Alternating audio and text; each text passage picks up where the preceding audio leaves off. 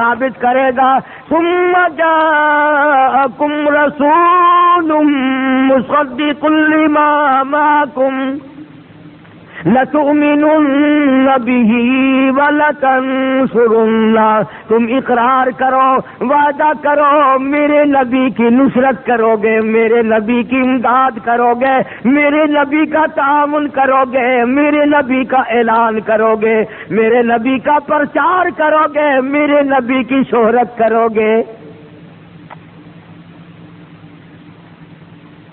قال اقررتم،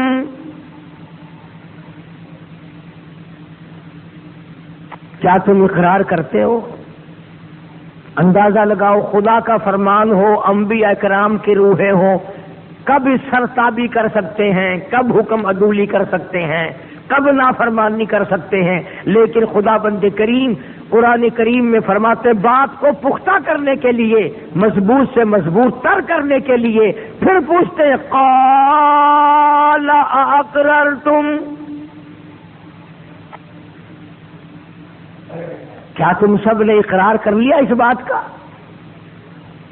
عہد لیا خدا نے، حلف لیا خدا نے، حلف وفاداری لیا محمد عربی صلی اللہ علیہ وسلم کے لیے۔ تم اب بھی نہیں سمجھے میں تمہیں کیا کہنا چاہتا ہوں؟ ارے اللہ پاک جل شانہ نے ذبیح اللہ سے حلف وفاداری لیا، خلیل اللہ سے حلف وفاداری لیا، کلیم اللہ سے حلف وفاداری لیا، اسماعیل ذبیح اللہ سے حلف وفاداری لیا، میرے کالی کملی والے کے سارے وفادار ہو کے رہنا۔ اور خدا نے نبیوں سے حلف وفاداری لیا کہ میرے نبی کی اطاعت کرنا، میرے نبی کی عظمت کرنا، اس امت کے ذمے کوئی حلف نہیں۔ ابھی تو نبی کے باپ دادا بھی پیدا نہیں ہوئے، حضرت آدم بھی پیدا نہیں ہوئے علیہ السلام، کوئی بھی کائنات میں ابھی پیدا نہیں ہوا، مگر عظمت کا اندازہ لگا، اکرام کا اندازہ لگا، کالی کملی والے کی شان کا اندازہ لگا، اس کالی کملی والے کی مرتبے کا اندازہ لگا، اس کی بزرگی کا اندازہ لگا۔ ابھی دنیا میں کوئی شے نہیں بنی، ستارے نہیں چمکے، چاند نہیں بنا، سورج نہیں بنا، باغ نہیں، بہار نہیں، دریا نہیں، سمندر نہیں، زمین نہیں، آدمی نہیں، پرندہ نہیں، چرندہ نہیں، دنیا میں شے کوئی نہیں، اور اللہ پاک اپنے محبوب کی عظمت کے وعدے لے رہا ہے۔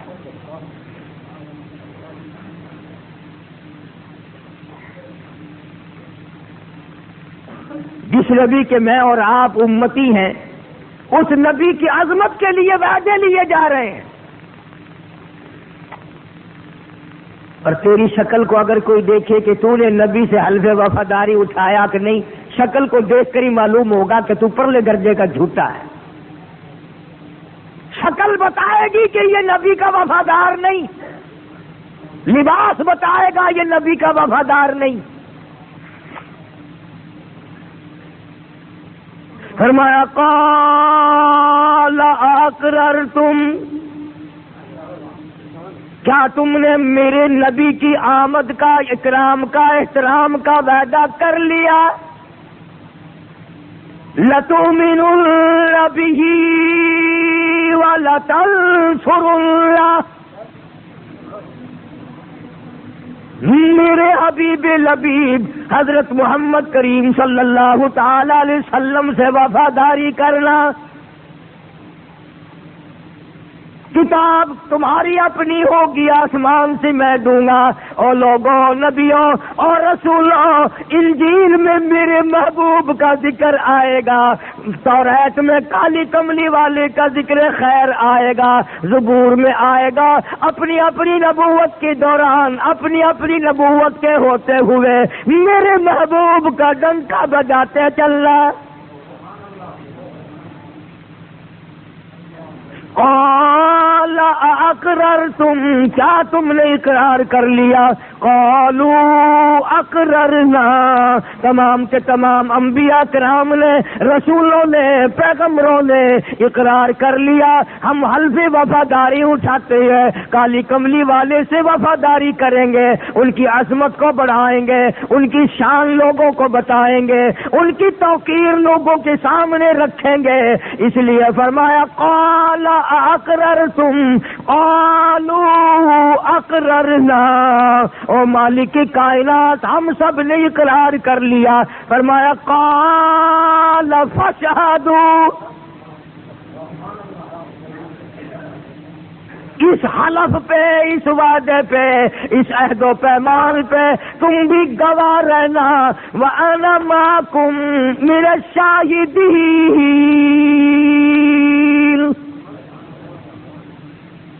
تم بھی گواہ رہنا، میں بھی گواہ ہوں، کوئی اس کے خلاف نہ کرنا۔ عالم ارواح میں کیا شان ہے محمد کریم صلی اللہ علیہ وسلم کی۔ بحث کرتے ہیں آج لوگ کتنی بڑی ہے، نہیں جی اتنی ہے، شان اتنی بڑی ہے۔ ارے اس کی شان کا کیا کہنا، ابھی دنیا وجود میں نہیں آئی اور اللہ پاک اپنے نبیوں سے وعدے لے رہا ہے۔ اور اگلی بات قرآن کریم نے جو بیان فرمائی وہ بڑی عجیب ہے، تاکہ میں اور آپ یہ نہ سوچ سکیں چلو جی اللہ میاں وعدہ لینے والا، انبیاء وعدہ دینے والے، ہم بیچ میں کون ہیں، ہمارا کیا ہے؟ ہم ہوئے امتی، بات ہو رہی ہے نبیوں کی، بات ہو رہی ہے رسولوں کی۔ ہم تو جتنے گناہ کریں کوئی حرج نہیں، بدکاری کریں، بدماشی کریں، چوری کریں، جھوٹ بولیں، حرام خوری کریں، ہمارے لیے کیا ہے؟ اللہ پاک نے سب کے لیے فرما دیا فمن تولی بعد ذلک، فمن تولی بعد ذلک، جو پھرے اس کے بعد، اتنی بڑی بات ہونے کے بعد بھی جو ہیرا پھیری کرے، فَأُولَئِكَ هُمُ الْفَاسِقُونَ، یہ سارے فاسق لوگ ہیں، گناہ گار ہیں، مجرم ہیں، ان لوگوں کا ٹھکانہ جہنم ہے۔ گویا راستہ عالم ارواح میں بتلا دیا کہ عالم ارواح میں سرداری محمد کریم صلی اللہ علیہ وسلم کی ہے۔ اللہ پاک جس جلسے کی صدارت فرمائے، جس جلسے کا میں نے ذکر کیا، اس کا صدر خدا ہے اور انبیاء متحدہ ہے، سارے نبی سننے والے اور خدا سب کو سنانے والا۔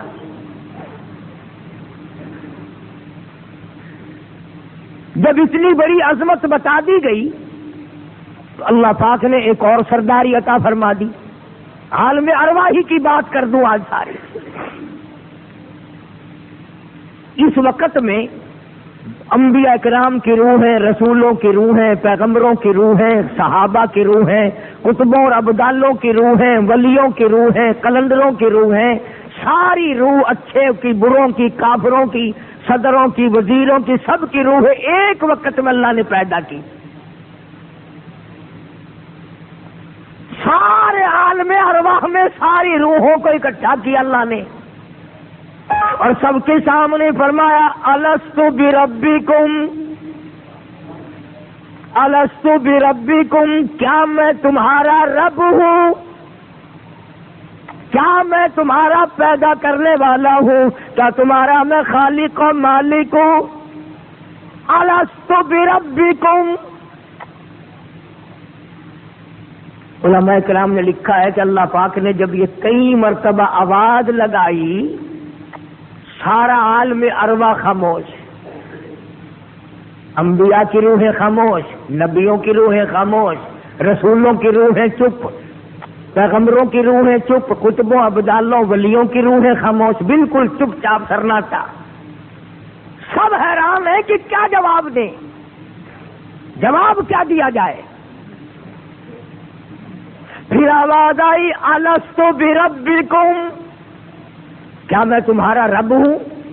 علماء کرام نے لکھا سب سے پہلے آواز لگائی، جواب دیا روح محمد مصطفیٰ صلی اللہ تعالی علیہ وسلم نے، فرمایا بلا انت ربنا،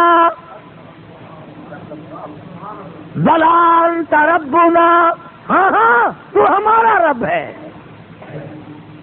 علماء نے لکھا ہے جب حضور کریم صلی اللہ علیہ وسلم کی روح مبارک نے یہ جواب دیا تو سب کو سبق مل گیا، ساری انبیاء کی روحیں بول اٹھی، پھر رسولوں کی روحیں بول اٹھی، پھر پیغمبروں کی روحیں بول اٹھی، پھر صحابہ کتب اور ابدالوں کی روحیں بول اٹھی۔ تو ہمارے نبی تو وہ نبی ہیں جنہوں نے عالم ارواح میں بھی صاحب تمام عالم ارواح کو سبق پڑھایا اور استاد بن گئے عالم ارواح کے۔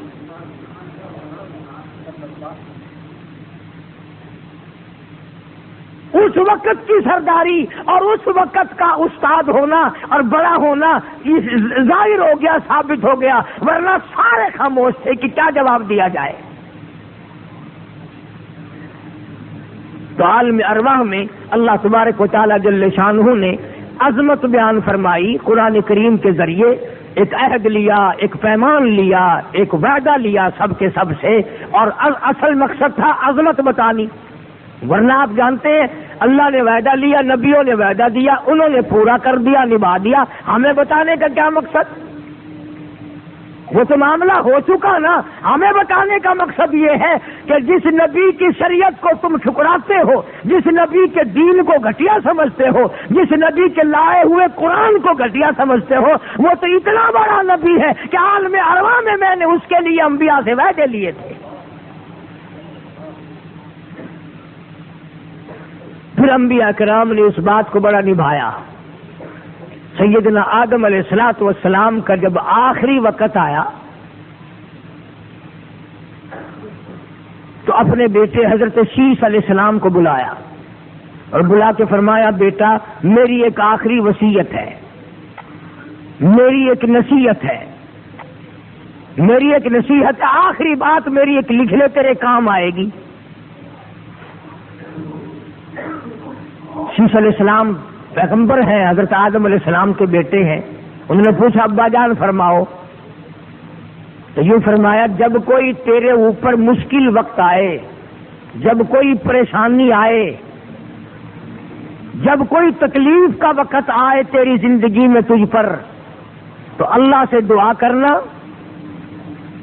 اللہ تعالیٰ سے دعا کرنا، اور دعا سے پہلے محمد کریم صلی اللہ علیہ وسلم کی ذات پہ درود پڑھنا،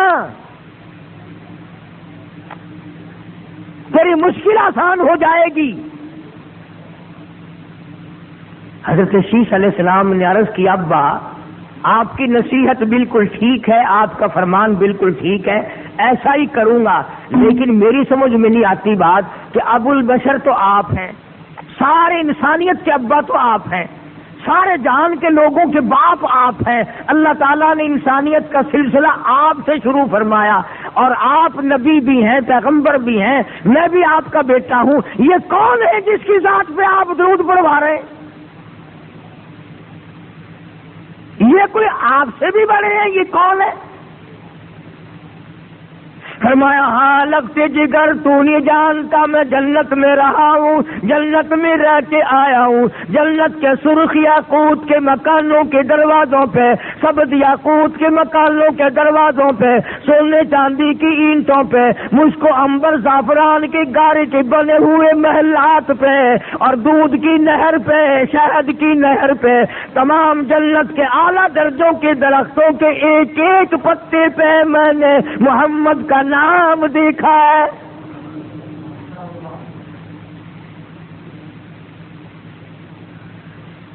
اس لیے میں نے تجھے بتلایا کہ محمد عربی صلی اللہ تعالی علیہ وسلم ایک میری اولاد میں سے نبی آئے گا، ایک رسول آئے گا، ایک پیغمبر آئے گا، قیامت کے دن میں بھی اس پر فخر کروں گا۔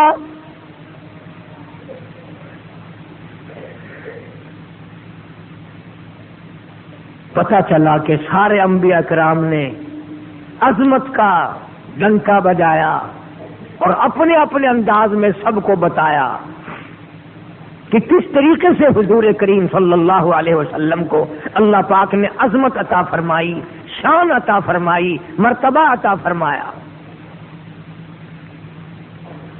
اسی طرح دوسرے تمام انبیاء کرام نے اپنے اپنے وقت میں اسی طرح سے نبھایا۔ سیدنا ابراہیم علیہ الصلوۃ والسلام نے مشکلات جھیلی، پریشانیاں اٹھائیں، اس قدر دقتیں اٹھائیں کہ آج اس کا کوئی تصور بھی نہیں کر سکتا۔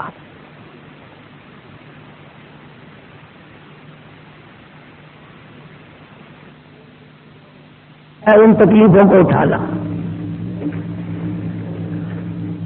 مگر حضرت ابراہیم علیہ السلام نے جب بیت اللہ کی تعمیر مکمل فرما دی، بیت اللہ کی تعمیر مکمل ہو گئی، کوٹھا بالکل بن گیا، اب حضرت ابراہیم علیہ السلام نے اللہ سے مزدوری مانگی، انعام مانگا، اللہ میاں سے بخشش مانگی، اپنا حق مانگا۔ ہم لوگ تو جب اللہ میاں سے دعا مانگتے ہیں نا، اصل تو نماز میں بھی ہم لوگوں کا یہی حال ہے، نیت مسجد میں بندی ہوئی ہے اور خیال میں سودا دکان پہ تول رہے ہیں، نیت مسجد میں بندی ہوئی ہے اور کام دفتر میں ہو رہا ہے، دل وہاں پھر رہا ہے۔ ہم لوگوں کا تو یہی حال ہے، اور سلام پھیرنے کے بعد تو خاص طور سے بالکل بے توجہی ہوتی ہے، ہر وقت توجہ کرنا، خیال کر کے دیکھنا، سلام پھرا نہیں، دعا مانگ رہے ہیں، پنکھوں کو دیکھ رہے ہیں، لائٹ ٹوٹ دیکھ رہے ہیں، بلب دیکھ رہے ہیں، پچھلی طرف دیکھ رہے ہیں کہ پچھلی جماعت کے لوگ کہیں اٹھ کے نہ بھاگ گئے ہوں، انگلیاں چٹکا رہے ہیں، ہاتھ یعنی ہاتھ بھی صحیح نہیں پھیل، اور مانگنا خدا سے تیرے ہاتھ بھی صحیح نہیں پھیلتے۔ اندازہ لگا ہمیں مانگنے کا بھی طریقہ نہیں رہا، مانگتا خدا سے ہے اور دیکھتا ادھر ادھر ہے۔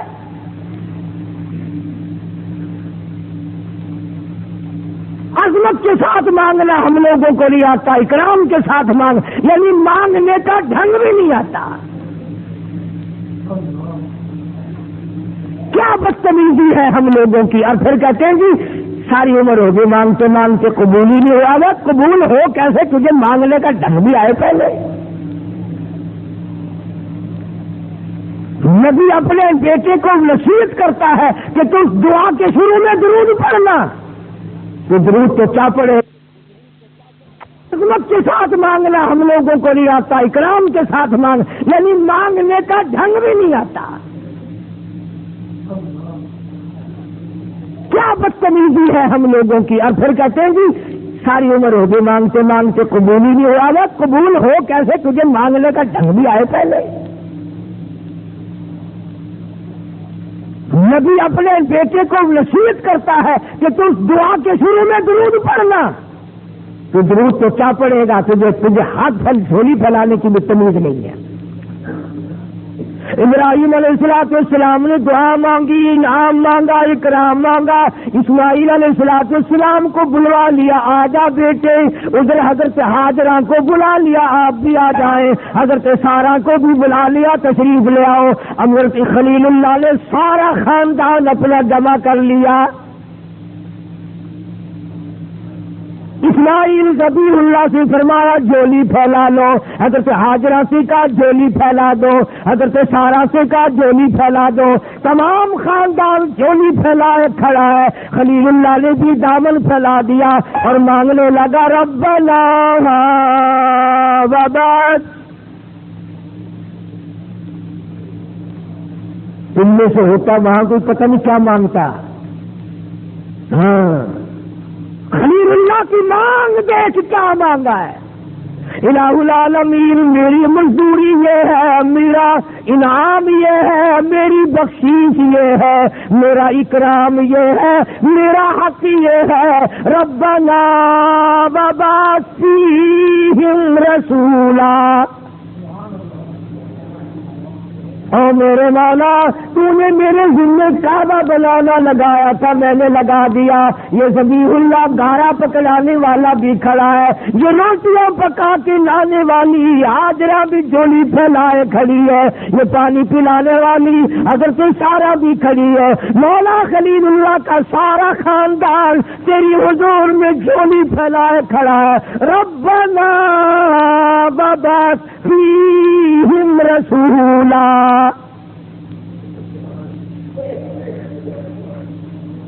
مولا میں اس اپنی آل میں سے ایک رسول مانگتا ہوں، ایک پیغمبر مانگتا ہوں، ایک حبیب اللہ مانگتا ہوں۔